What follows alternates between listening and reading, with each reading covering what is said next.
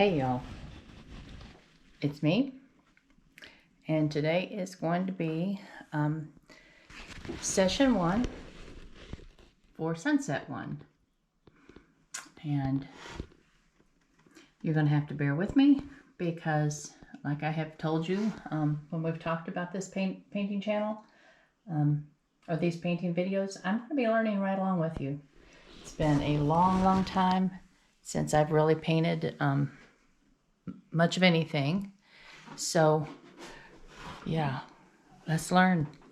All right, let me just show you very quickly just a few things that I've set up. This is my little painting trolley. Makes it easy. You don't have to obviously have something like this.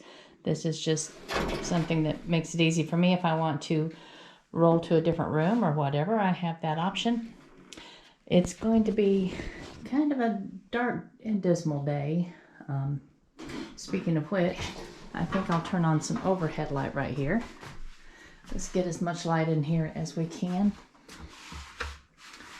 I think those lights will give us quite a bit more help. And yeah, I've got my little spotlights and my little spotlight for my painting, my mixing tray. And just real quickly, let me go over our tools and let's discuss a few of these things. Of course, for me, an important tool is my tissue box. My tissue box, that's going to keep me from sniffling all the way through this, which I think y'all will appreciate. Then I've got my little trash can down there, and I've got my blue paper towels. I've talked to you about the blue paper towels before. These are just shop towels. They have very little pattern on them, but they are great for blotting. And that's something I do with my paint is I blot it off, and we'll be giving you some examples of that in a moment. And then my Terpenoid, I use it by the gallon.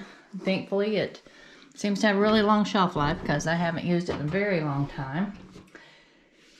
But I just put, maybe an inch or so in the bottom of my peanut butter jar. I use a lot of peanut butter jars. And I have this enamel tray. You don't have to use anything on it. You can just mix right on your tray or on your plate, paper plate, whatever you're using to mix on. It does need to be white.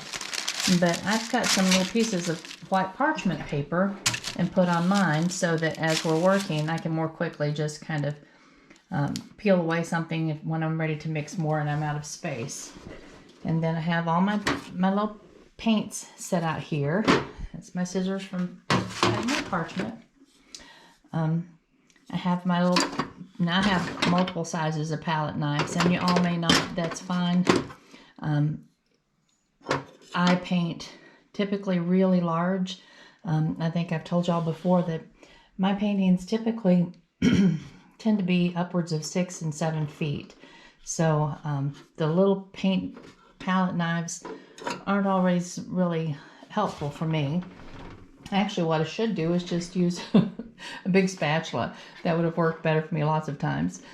Okay, this is one of my favorite tools, and the reason for that is because I have arthritis in my thumbs, and twisting these lids off when they have set up, when the paint has dried on the rim, sometimes it's just more than this thumb wants to do.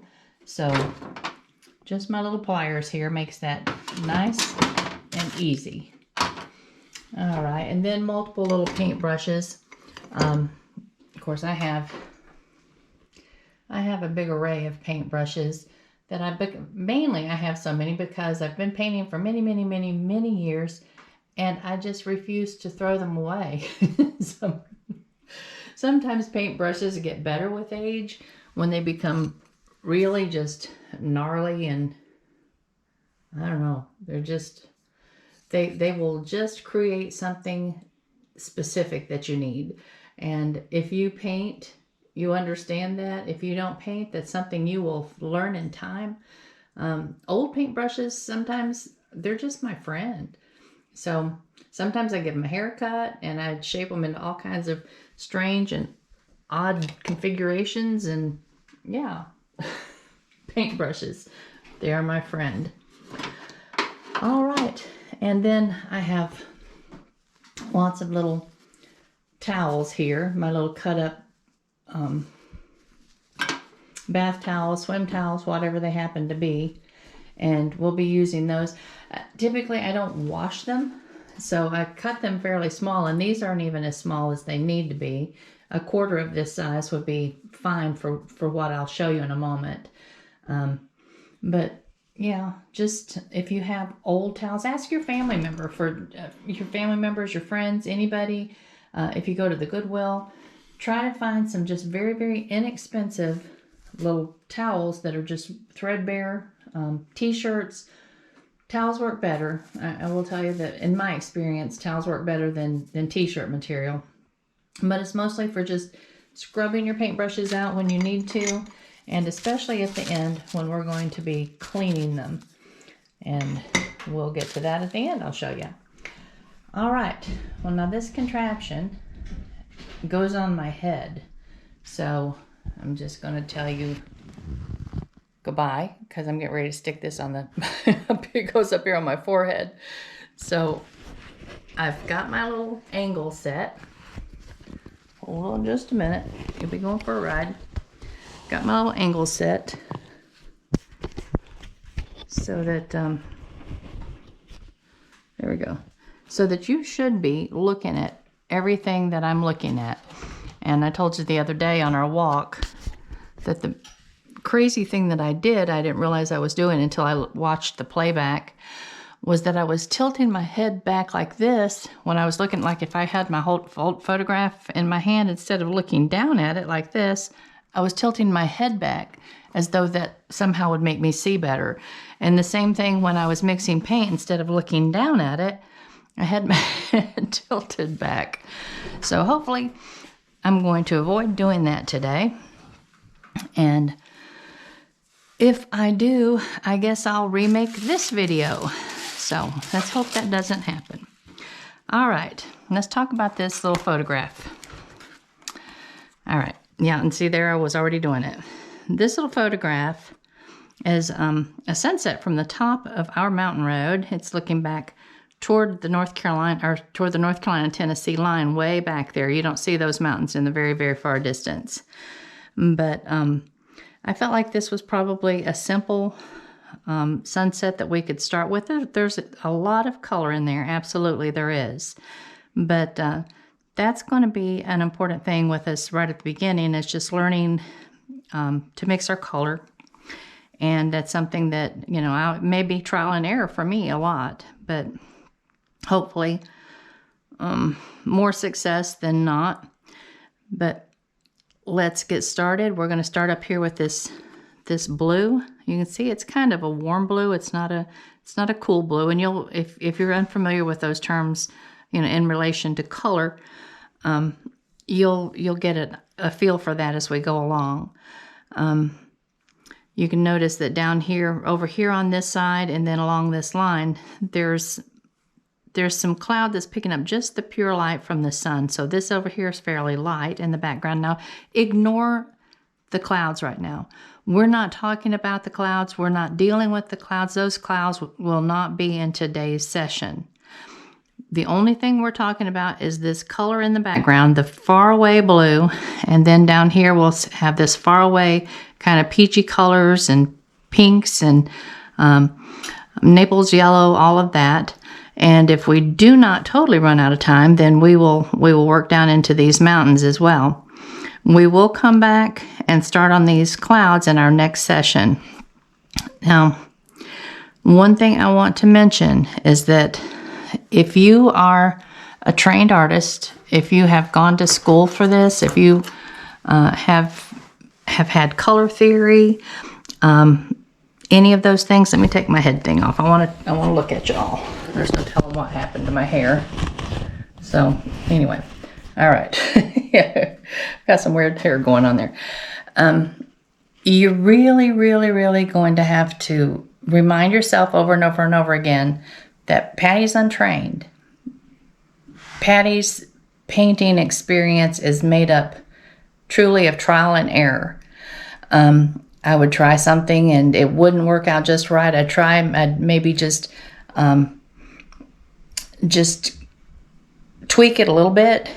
And over the course of years and years and years, I found out this works for me there, that doesn't work for me here. I made my face all red.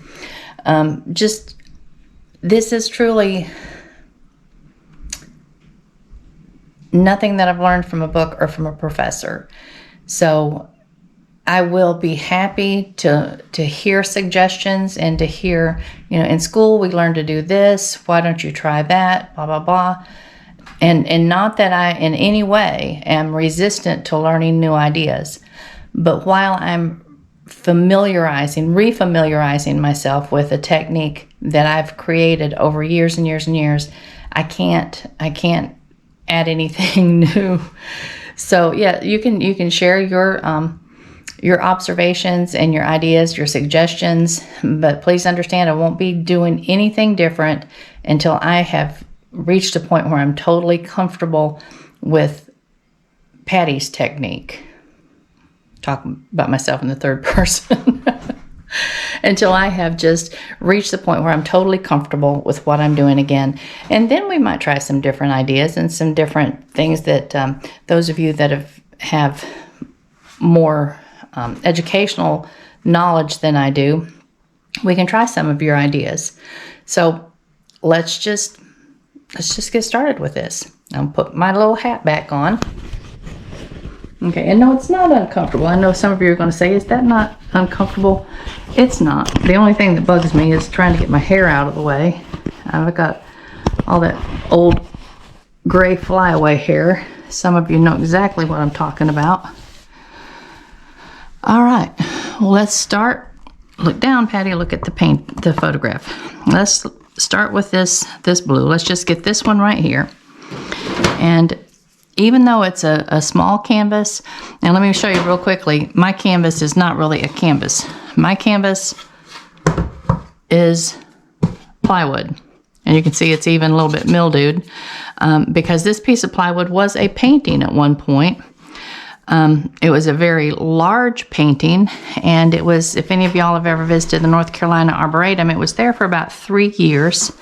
And actually, let me show you what that painting was. It was about a 3 foot or 3.5 foot by 7. Let me see. I think this is it. Nope, not that one. Oh, here it is. All right, you can come out of the way.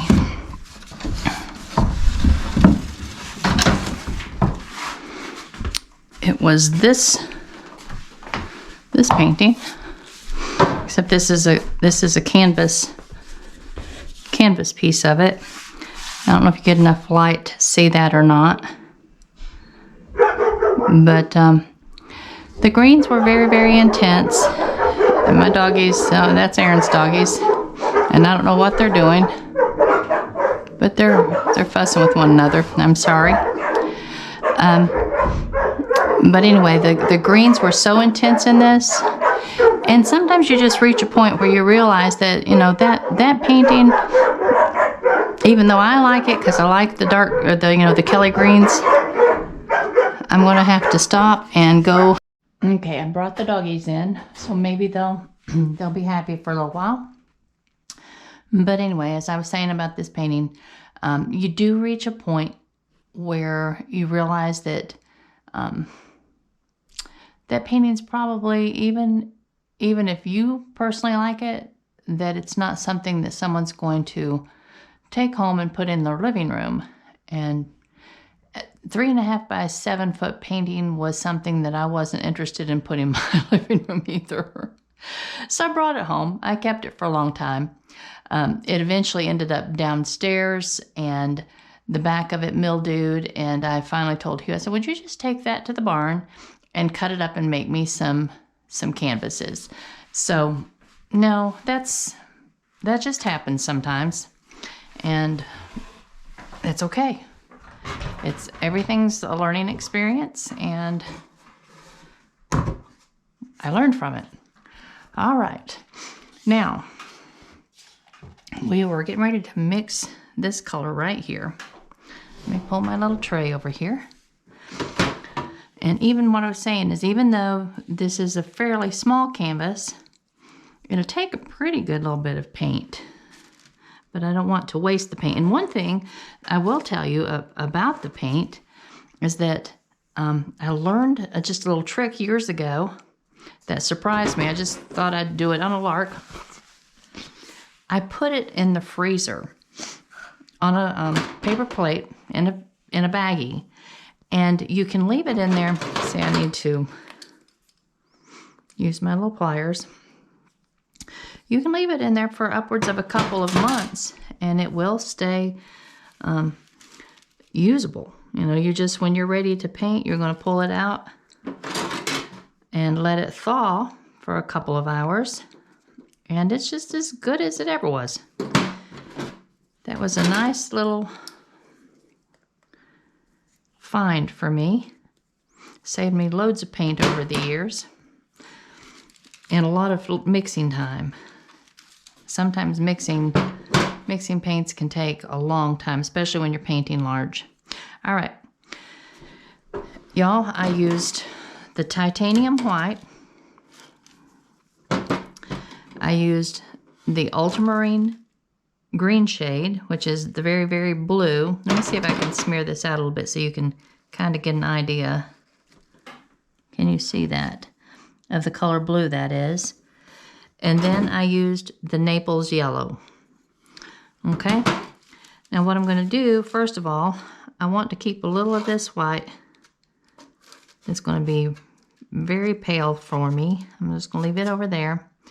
And I'm going to take a little bit of this blue. You want to go slow adding your blue, or you'll just have to keep adding more white and more white and more white and more white to get it colored down. It's better to just add a little bit of more blue than have to go back and add tons more white. And you saw how little blue I added there. All right, Patty, make sure you're tilting your head down. I'll be talking to myself and reminding myself of that all the way through, guys, until it becomes a habit. All right. Ultramarine is a beautiful shade. And in just a regular sky, a lot of times it would suffice by itself. We're not going to attempt getting perfectly matched colors. For one thing, I know that y'all working from a photograph through the screen, it's going to be hard for you to see the colors as they are in this photograph. So you're really going to kind of have to just take my word for it. All right, you see that color? You come over here and hold it up there. I want that color to just warm up just a little bit. So I'm going to take just a little bit of this Naples yellow and add it in.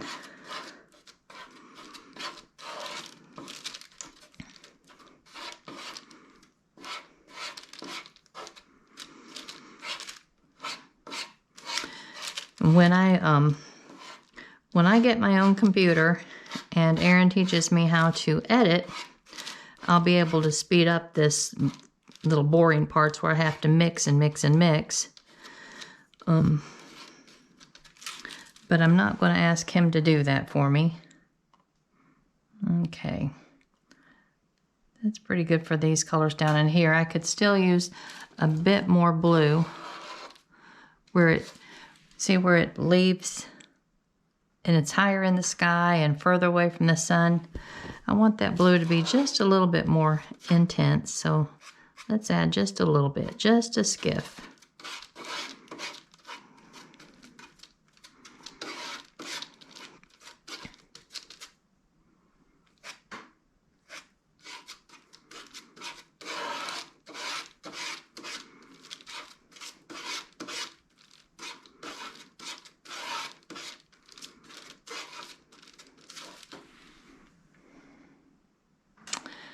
All right, I'm wanting to add a little bit more yellow too.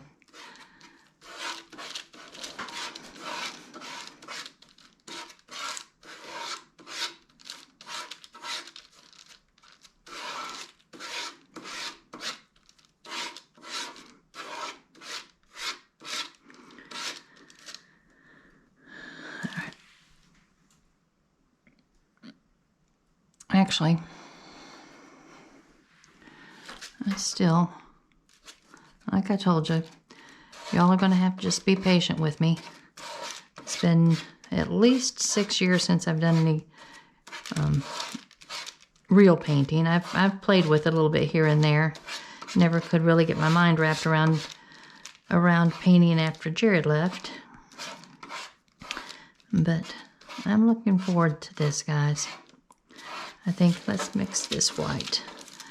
We want to go ahead and get that bit of light color.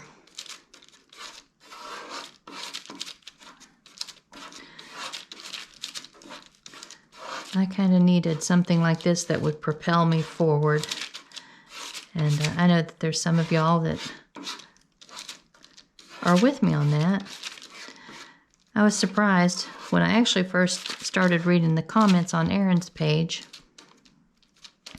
I was surprised how many of y'all there were that had lost children of your own. And it is definitely nothing we would wish on anyone, is it? But life's hard.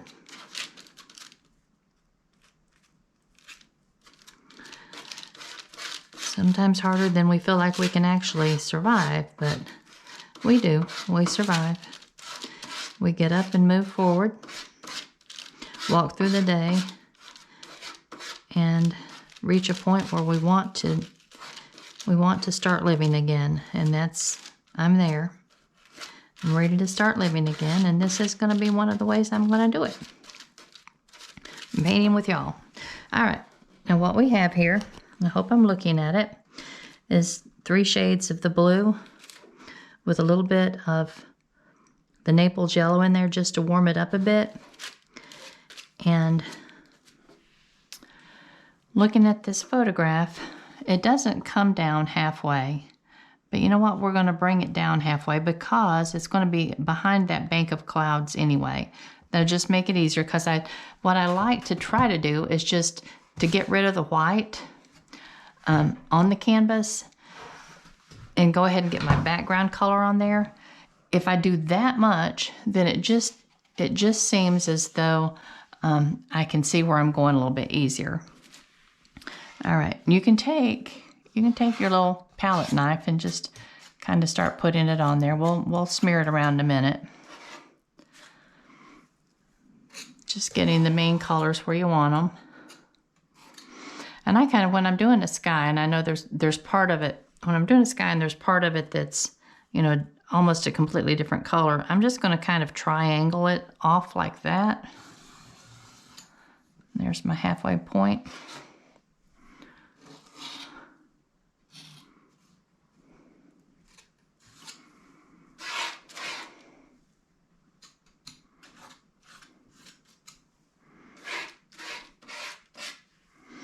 And that darkest color, of course, is up in the sky, up in that furthest corner. And then that next darkest color, I'll bring it on in.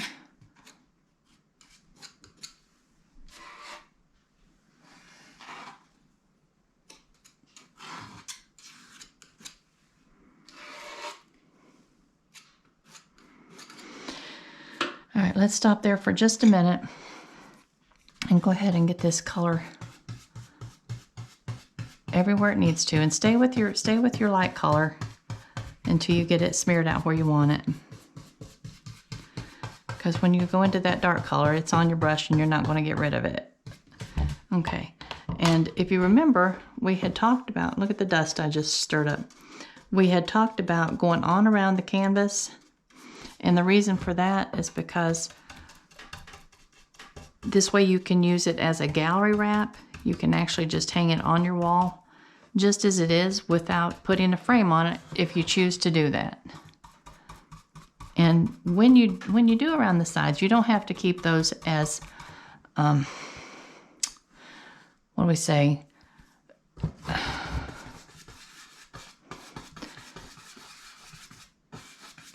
It's hard for me to talk and do something at the same time. That's what's going to get on your nerves. you guys, because I'll stop right in the middle of what I'm saying. And you'll just have to wait on me. Okay, now I forgot what I was saying to begin with. All right. Oh well, maybe it'll come back. And you don't need it on here real thick, and I'll show you why in just a moment.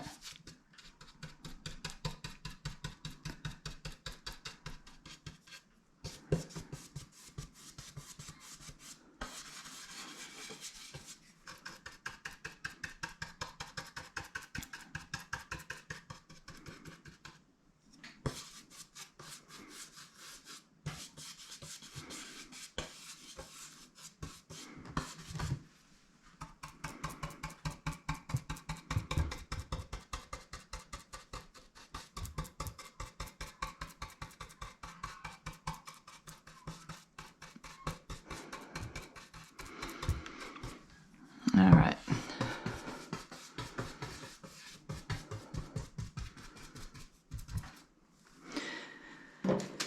All right.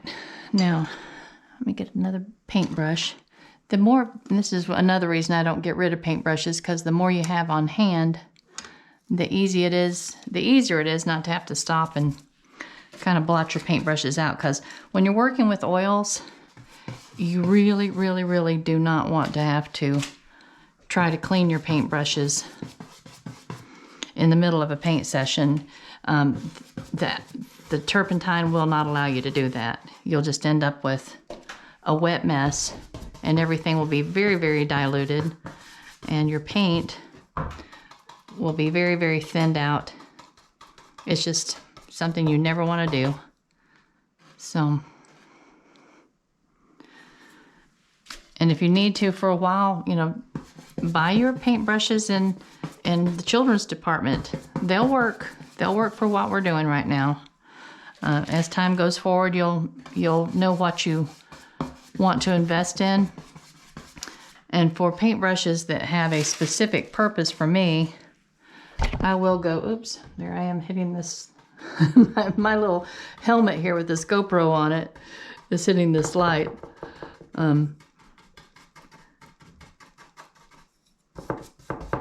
But if I'm buying paintbrushes, I try not to, especially if I'm investing in paintbrushes that I know I want to have on hand for a long while. I try not to buy them on Amazon or anything like that. That is one thing that I will go to the store to purchase, simply because it's nice to be able to touch them, to feel the springiness of them, to feel the texture of the brush. All right, now right here, we're just going to blend that just a little bit. Those two darker colors together, we don't want to blend that down into our light color. All right. Now, remember I told y'all about these little brushes. We had talked about these little brushes. If we didn't, we're going to talk about them right now. Now, for me, because I paint very large, I typically use brushes this size. We won't need to do that. I've got a scraggler. Let me cut that off real quick. We won't need to use something this size. I probably will while I'm doing this demonstration, simply because it will speed things up considerably. But on your end, you can use these little bitty brushes that you get out of the children's aisle at Walmart or wherever you need to shop. And we're just going to, I call this pouncing on a painting. We're just going to pounce on this painting and, and get rid of these brush marks. And I know that's actually one of the things that people are going to say, why is there no brush marks? I've been asked that so very many times over the years. Why is there no brush marks? And the reason is because I don't want there to be. I know that apparently brush marks is a hallmark for so many famous artists of old. And, you know, and that's okay. I just, this is painting with Patty. So anyway, I get rid of the brush marks and just try to blend these colors together gently. And these little brushes that we get out of the children's department, I think these are Crayola or something, maybe even. They work just fine for this. And I've gone through gazillions of them over the years. When I'm painting large, I use these big brushes and does the same thing for me, just on a larger scale. And my family, believe me, when you've got this huge, and my easel was just basically, at one point I had a pegboard set up as an easel. Another time I've had just 2x4s on the wall with my pieces to hang the paintings from, the French cleats. And so I've had all kinds of huge setups as an easel. Now here's where I'm going to get a little bit of this paint off. Remember I told you that we'll use this to wipe some of this paint off, because I don't want to take too much of this dark color down into the light, or the light color down into the dark. This is just where you have to be careful where the two colors meet, because you don't want it to become a soupy mess. And you can see I'm still going to have to go back a little bit. That's okay. Let's just continue what we're doing right here. Let's do this line.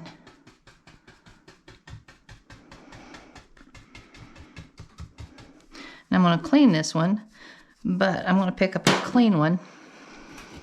What did I do with them? Oh, they're over here. So that I'm not losing my light line.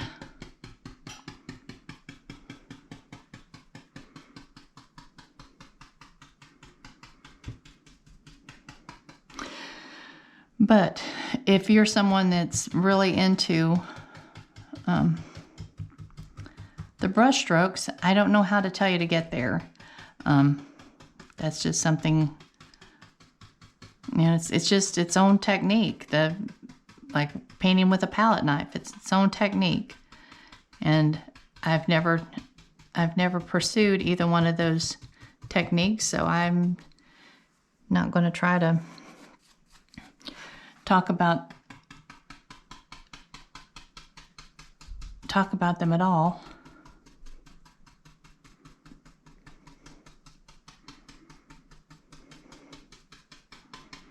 The nice thing about my little painting room way back here is that I don't have too many dog hairs. The dog hairs that come back here with me are usually dog hairs that are on my clothing. So I guess I should set myself up like an airlock space where I can change clothes to come in here. Leave the contaminants in another area of the house. Yeah, like that's gonna happen.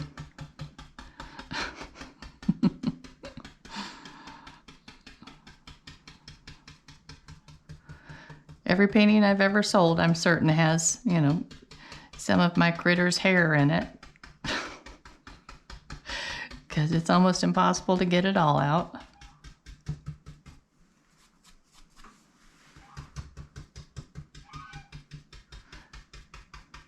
And here are my geese. They're just about ready to have me come feed them in a little while.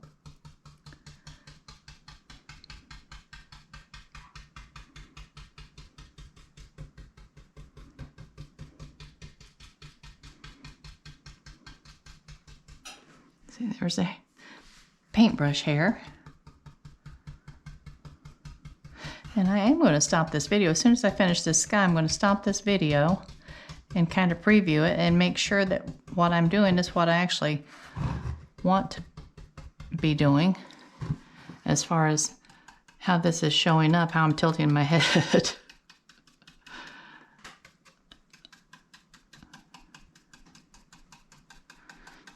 And maybe I can make adjustments without having to do the entire video over.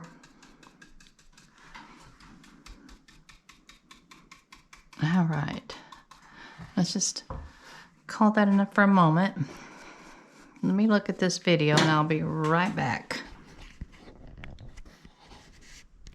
Well, what I did notice is that when I'm up here at the top, I do need to tilt my head back so that you can see what's going up there at the top. But I think that you got an idea of what I was doing. Pretty simple idea or concept. All right. Now, but when I'm looking down, I've got to remember to look down instead of holding my head up. We'll figure it out. Yes, we will. All right.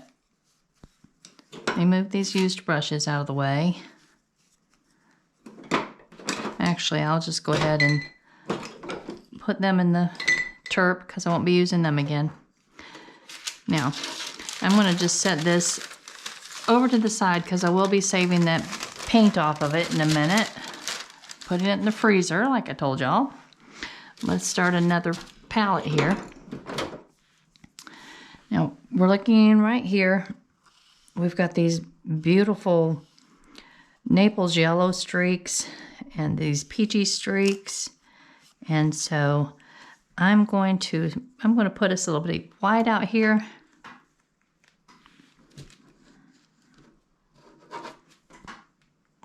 And you can see I buy my white in the big 200 milliliter tube. That just makes more sense to me than buying the small one. I mean, you can buy these little small ones, but you're gonna use them up pretty quickly. All right. And you know, I was thinking the other day also about when we were working on the color chart, you realize that you can make that color chart just as intense as you want to make it. I mean, you can continue on with that puppy by, say, you know, where you've got your two colors, your color up here and your color over here mixed. And, you know, I showed you do that and then make your white. Well, you could also use those two colors and then maybe mix it with a Payne's Gray or with a Burnt Umber. So you can see what it's going to look like when it's darkened with another color that's my darkening agents. I don't use black. I use the Payne's Gray and the Burnt Umber. That's what I use to darken pretty much anything. All right, let me see. And I also want, the colors I've got out are the white, the Naples yellow, the lemon yellow, and where's my little pliers? They were there. And this is the Windsor red. Okay. Now I had someone ask me a while back if it was okay just to buy the primary colors, which the primary colors are your most intense colors in your blue, your red, and your yellow. That would be your primary colors. And then a black and a white.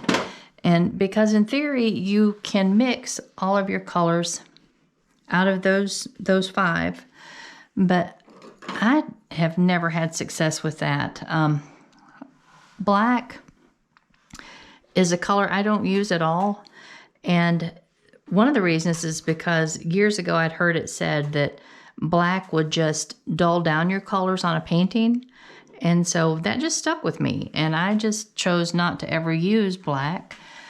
However, I think that trying to get some of the more intense colors just seems to be really, really tough to do. Just using that limited of a palette. Now, it might be worth it just to get those colors and try, just for the fun of it. I think that instead of the black, though, I would get the primaries, the white, and then the Payne's Gray and the burnt umber, or the raw umber, and just go from there. All right, now I've mixed some white and some of the Windsor lemon, or excuse me, the Windsor red, and now I'm going to go in with my Naples yellow and start picking up some of that sky color I need. And I noticed when I've listened to the playbacks that with this thing sitting on my head, I'm breathing like Darth Vader, and I apologize, y'all. I don't know how to fix those technical difficulties, so there, it's just what it is. All right. There we've got not dark enough nearly. So let's just pick up a little of that and just start darkening this quite a bit.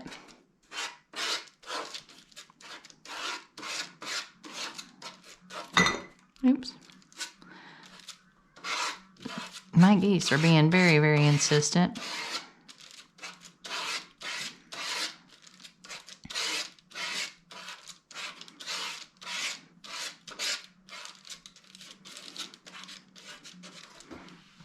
All right. We're still going to have more Naples. Come here, Naples. We need you.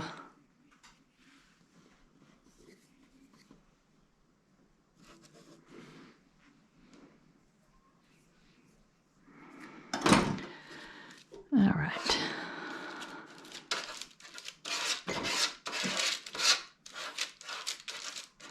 I'm spreading it all over the place. I don't like to do that because then it's hard to mix it.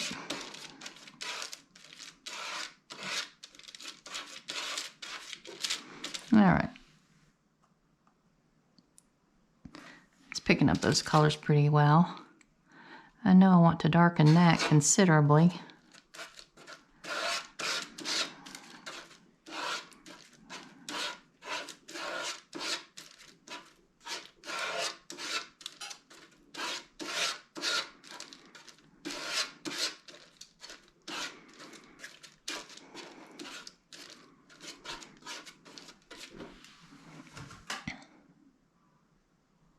Okay, and I'm going to take half of this over here, and I'm going to add in some of this lemon, just because the closer we get to that sun, the more intense that color becomes. Of course, the bulk of that really intense color will be caught where the sky or where the clouds hit. I hope that light's not reflecting too much on this paint for y'all. All right. Now, and remember, these are our background colors. We can always, when things start, when this painting dries and we're ready to start with the clouds, we can always intensify, we can change things up a little bit, we can do whatever we need to. But for right now, let's just get some background color. Now you see right here where this sun is. Looking up right here. And you can't even, if you want to make sure that you're staying fairly, that's what my little ruler's for. If you want to stay fairly close to the location, it looks like, all right, on this little photograph, it's over about 2.5 millimeters. Is that right?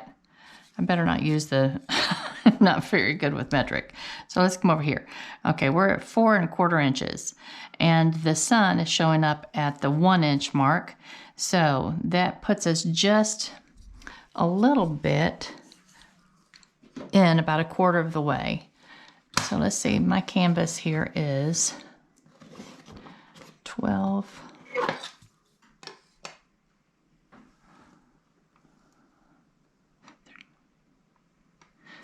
Looks like 17 inches. They're homemade, so they're not standard by any chance. All right, 17 divided by 4. We're going to come in at about 4 and a 4, 8, 12, 16. About 4.5. We're going to say 4.5, okay? So if we come over 4.5, let's put us a little dot right there. And coming up, let me see, this little print is just a little over 3 inches. We're going to say 3 inches.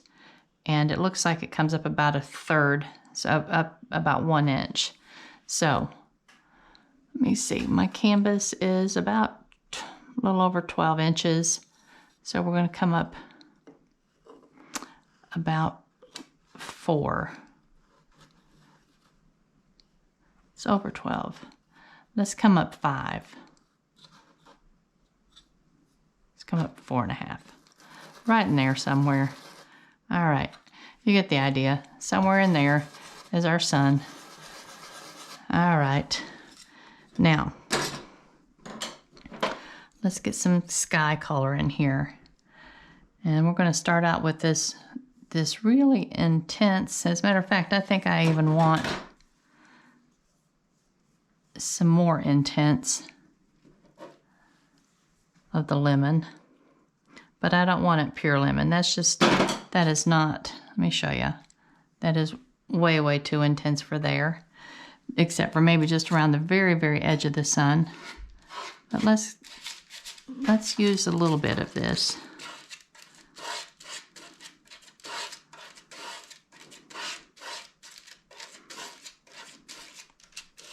All right, lean your head down, Patty. Lean your head down. All right, that looks pretty right. All right, so let's put some of that lemon yellow in there.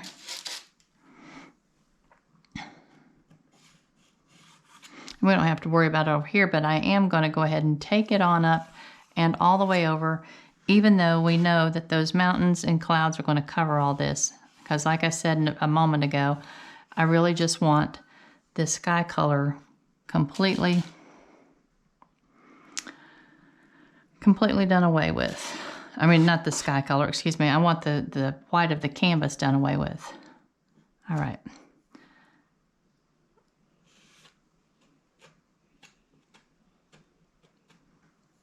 Okay, and see up in here, that's not quite halfway up, so I'm up far enough.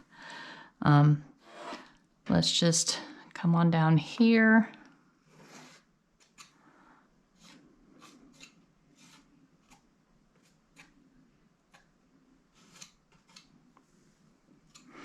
All right, and let's stop there for a minute and go ahead and blend this on around. And this may be where we'll take out some of the, using my little handy dandy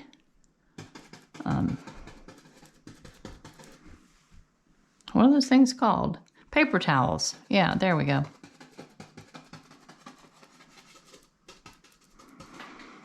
Come on around the side, Patty.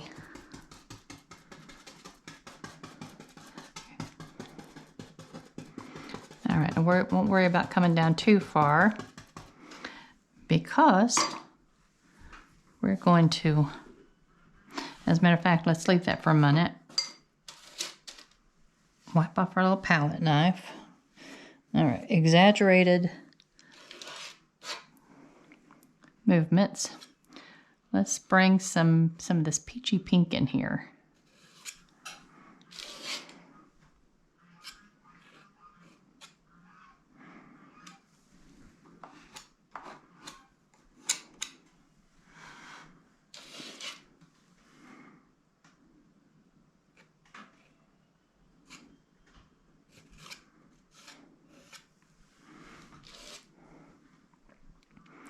And it looks like we have even some really much darker, that peach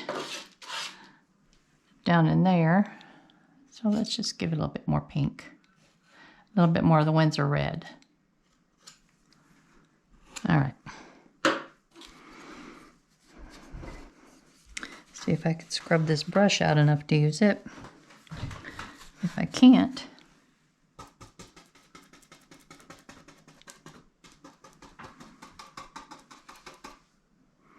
all right, here, where'd you go? I don't know where it went.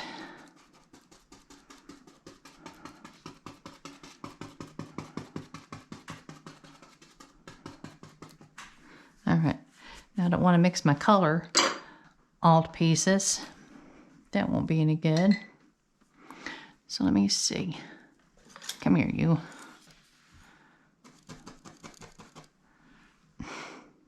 Got hair everywhere.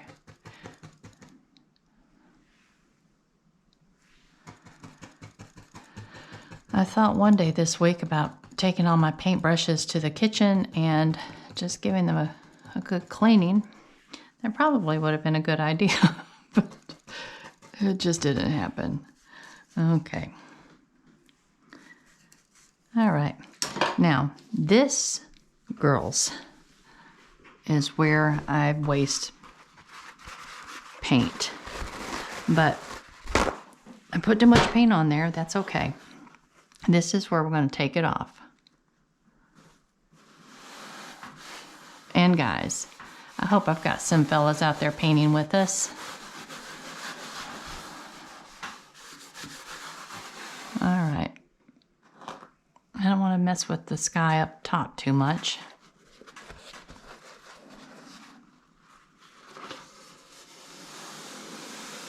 I'll try and make those paper towels last instead of just one side being used. Just be careful if you're folding it, make sure you don't have any paint on the other side where you don't want it to end up.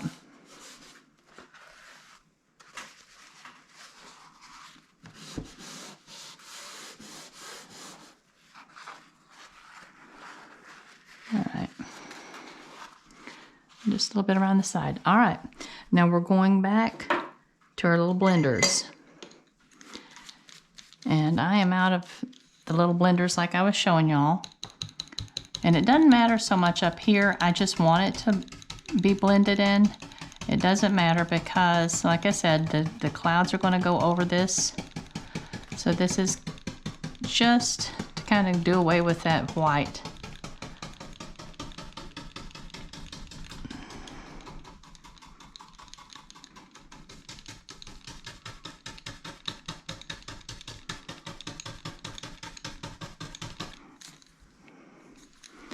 Get a clean rag.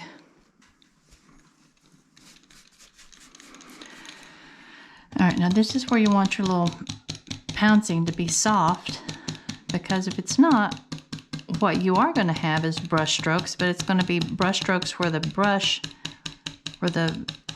brush actually lifts the paint off of your canvas.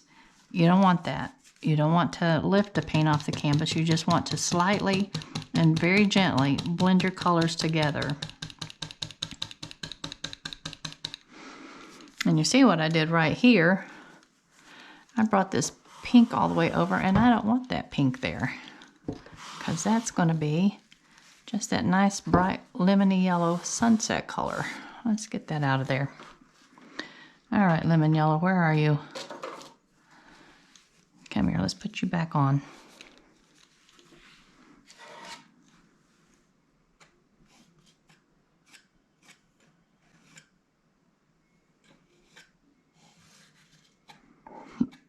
Excuse me. I had another hair.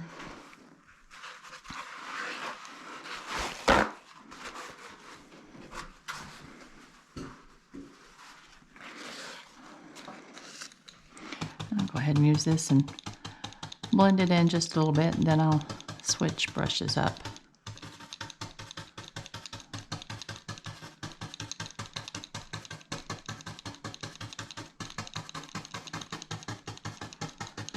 See, I have too much paint there, so I'm going to blot it just a little bit.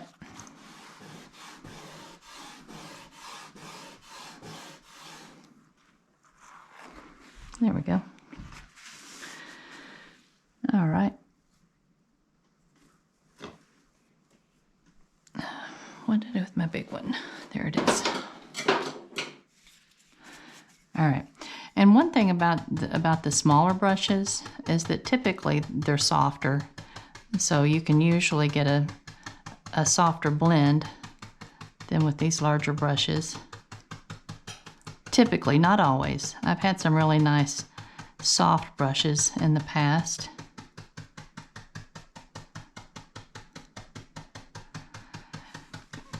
And you can do this until you have your color as soft and blended as you want it to be.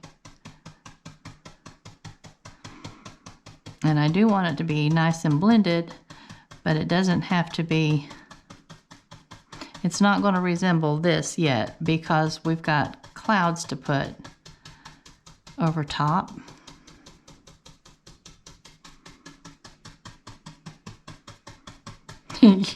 Years ago, I did an art show at the Arboretum in Asheville, North Carolina. And I used to paint something called a triptych. It's like a 3-panel piece. Sometimes I did as many as 5 panels. And the paintings, he would frame them for me. They would just be different strange shapes and sizes and everything. They were all very large, you know, anywhere from, I think the smallest was 6 foot and something by whatever.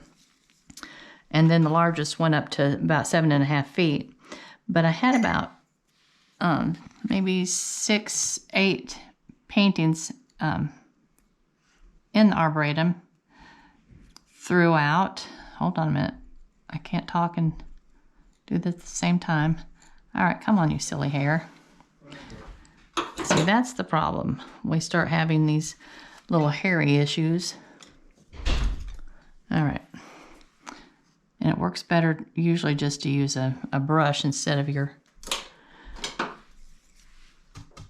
palette knife. Okay.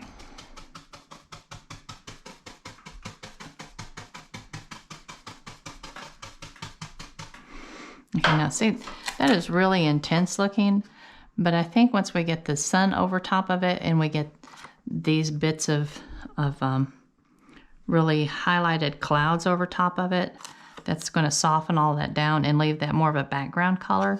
And a lot of that's actually going to be covered over with this mountain right here anyway.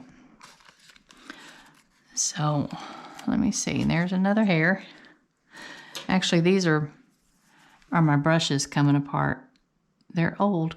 They're very old. All right. And I don't think we're going to have time to start on the mountain range, and that's okay. I think we've done okay for today. Just, oops. I would just like that to be a softer line. Not that it's even going to be seen. It's just one of those little weird things that comes to my mind.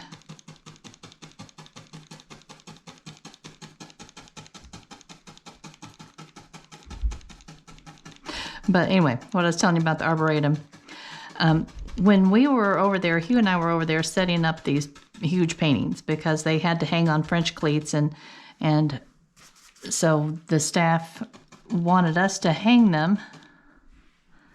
I guess they were, you know, concerned about damage and all that, which I wasn't. I mean, they're tough as nails. But anyway, I'm up on the balcony and I'm setting up one of the big paintings. And I heard this little person down on the floor below in front of the gift shop. And I did have a couple smaller paintings hanging down there.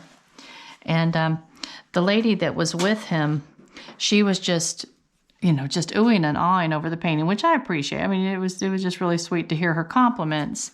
And he said, well, I have a friend who's an artist.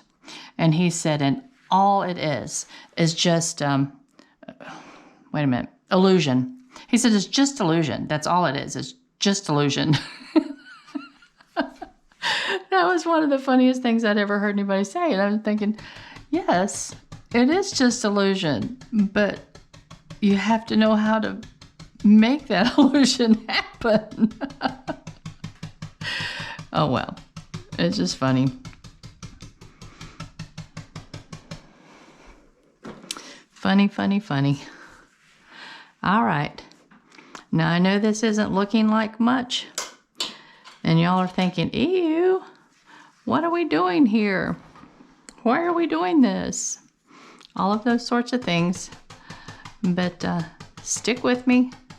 It'll come along. Background colors are not necessarily fun, but they're necessary.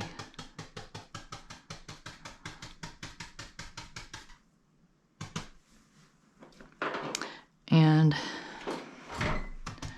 I just feel like I'm not getting them blended like I'd like.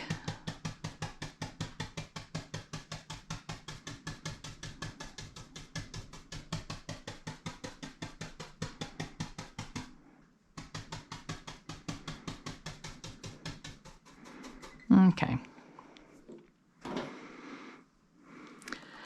All right, so hopefully you can see the colors are fairly true. I mean, we're not perfect by any stretch, but I think our colors are fairly true. The blue could have been more intense, quite a bit more intense now that I'm looking at it. But, that might be something we may work on after we do these mountains down here. We may go back up and intensify that sky. Because once we work on these mountains next session, we may not have enough time to actually start on the clouds. We may just work on intensifying that sky a little bit before we start on the clouds. Okay. I wonder if that is... No, that's actually the color of the cloud in there. I thought for a minute I'd just gotten paint on it. All right. Well, if you can envision where we're going with this, that will be lovely. I hope you can. My hairdo with this thing. I think that I think we're heading in a decent direction, and that's one of the reasons I kind of like to get rid of the white on a canvas as soon as I can, because it helps you to see a little bit better where you're headed. And I just like to have gotten rid of more of that white. Okay. If you want to, I'm thinking probably we could have brought down a lot more color a little bit further. If you decide to do that, work on that a little bit. You don't have to bring it down a whole long ways, because you can see on this mountain, if I bring my little ruler out and I measure that, oops, should have left that on, I left my headpiece on. We can see that the mountains come up about an inch. Those mountains are about the same distance as the sun is over here. So I hate it when I get to this point where I'm making those mountains and I realize I just didn't come down far enough with my sky. So that's always a bummer. Just bring your sky on down a little bit while you're messing around this week, and try to let your painting completely dry before our next session. It should take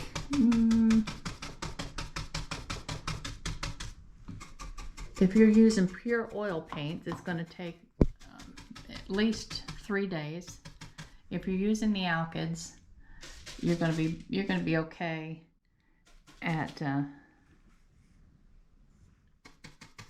2.5 days, but it will be 3 days after this one posts. It will be 3 days. I want to make sure everybody has a chance to let their painting completely dry before we start painting again. So it will be at least 3 days